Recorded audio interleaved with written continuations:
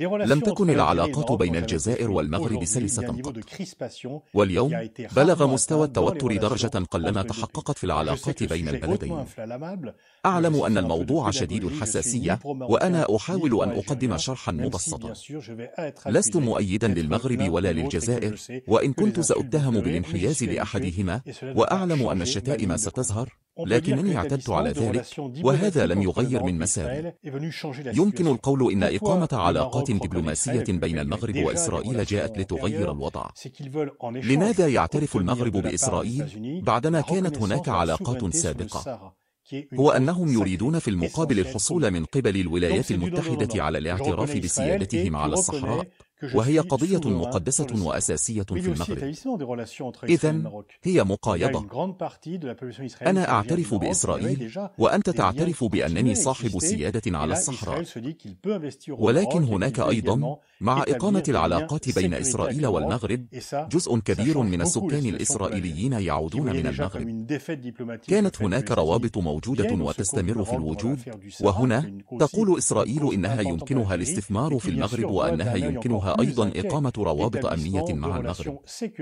وهذا يغير الوضع كثيرا بالنسبة للجزائر، التي كانت ترى فعل مساعدة الولايات المتحدة للمغرب في قضية الصحراء، وهي قضية مهمة أيضا للجزائر باعتباره هزيمة دبلوماسية. ولكنها بالطبع تنظر بقلق أكبر إلى إقامة علاقات أمنية بين إسرائيل والمغرب، باعتبار أن العلاقات بين إسرائيل والجزائر أكثر توترا. لتفاقم الأمور، دعا سفير المغرب لدى الأمم المتحدة هذا الصيف إلى حق شعب القبائل في تقرير مصيره، وهذا بالطبع يمثل الخط الأحمر المطلق للجزائر، التي ترى في ذلك تهديدا لوحدة أراضيها. وفي نفس الصيف كانت الكشفيات حول مشروع بيغاسوس، الذي يتضمن أيضا علاقة أمنية بين المغرب وإسرائيل، عاملا إضافيا للتوتر بين الجزائر والمغرب. في يوليو أراد ملك المغرب تهدئة الوضع، وصف العلاقة بين المغرب والجزائر بأنها بين بلدين توأمين يتطلعان إلى بعضهما. لكن السلطة الجزائرية لم تستغل الفرصة، وفي شهر أغسطس أشار وزير الخارجية الإسرائيلي في زيارة للمغرب إلى دور الجزائر المثير للقلق مع إيران، وهذا بالطبع زاد من التوتر، لأن هذا التصريح اعتبر غير مقبول من قبل الجزائر. بدورها أدانت الجزائر مغامرة المغرب الخطيرة، عندما في شهر أغسطس اجتاحت الحرائق منطقة القبائل. وبسبب مواقف المغرب وسفيره، وبسبب الدعم المفترض لحركة استقلال القبائل، ستقول الجزائر إن المغرب هو مصدر هذه الحرائق. وفي 24 من أغسطس تم قطع العلاقات الدبلوماسية بين الجزائر والرباط بقرار من الجزائر. ذكرت الجزائر دعم المغرب لاستقلال القبائل والروابط مع إسرائيل، والأضرار التي يمكن أن تلحقها بالجزائر وشبكة بيغاسوس، وبالطبع قضية الصحراء الغربية.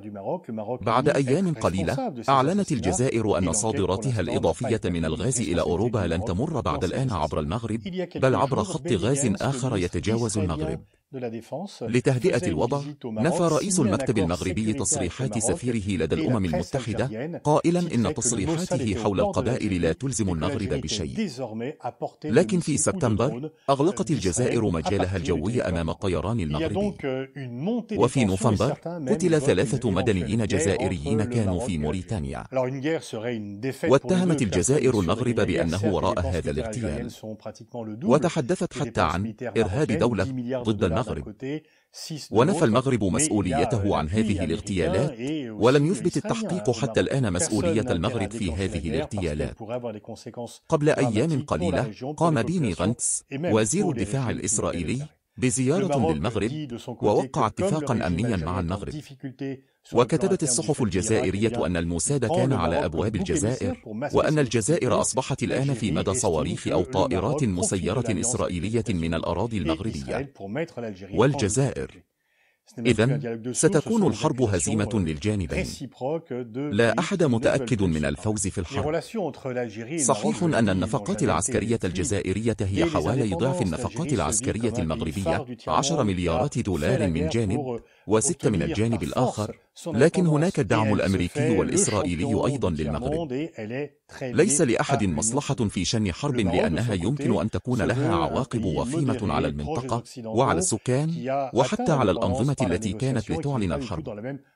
يقول المغرب من جانبه إن النظام الجزائري بما أنه يواجه صعوبات داخلية بسبب الحراك، فإنه يتخذ المغرب ككبش فداء لإخفاء صعوباته.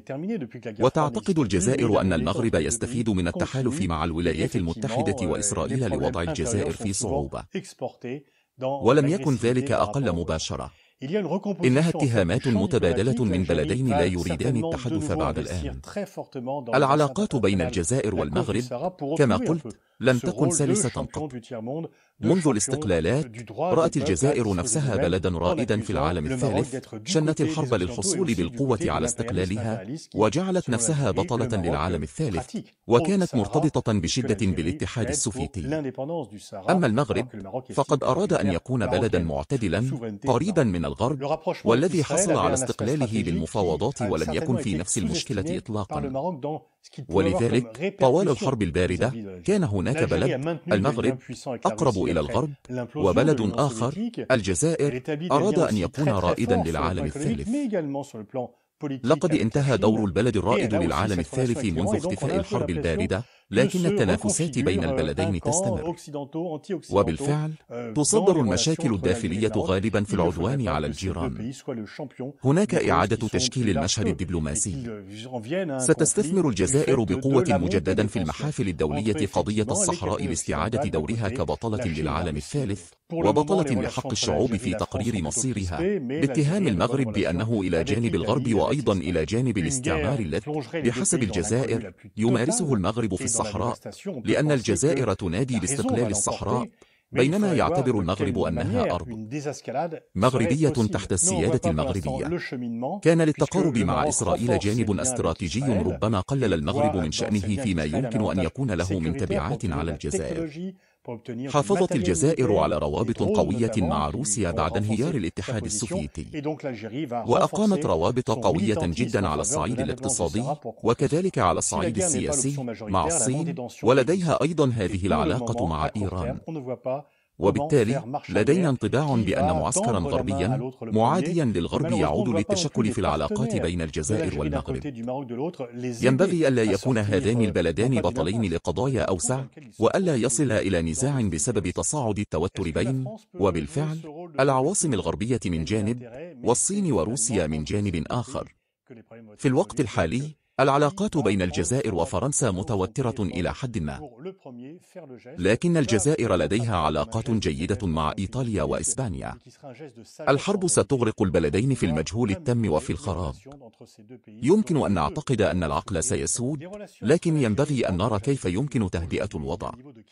لا نرى في الوقت الحالي المسار، لأن المغرب يعزز روابطه مع إسرائيل ويرى في هذه الروابط ميزة أمنية للحصول على التكنولوجيا وللحصول على معدات عسكرية، وخاصة الطائرات المسيرة التي ستعزز موقفه. وبالتالي ستعزز الجزائر نضالها لصالح استقلال الصحراء لمواجهة ذلك. إذا لم تكن الحرب الخيار الأغلب فإن تصاعد التوتر موجود، وفي الوقت الحالي على المدى القصير لا نرى كيف يمكن التراجع. من سيمد يده للآخر أولا؟ وللأسف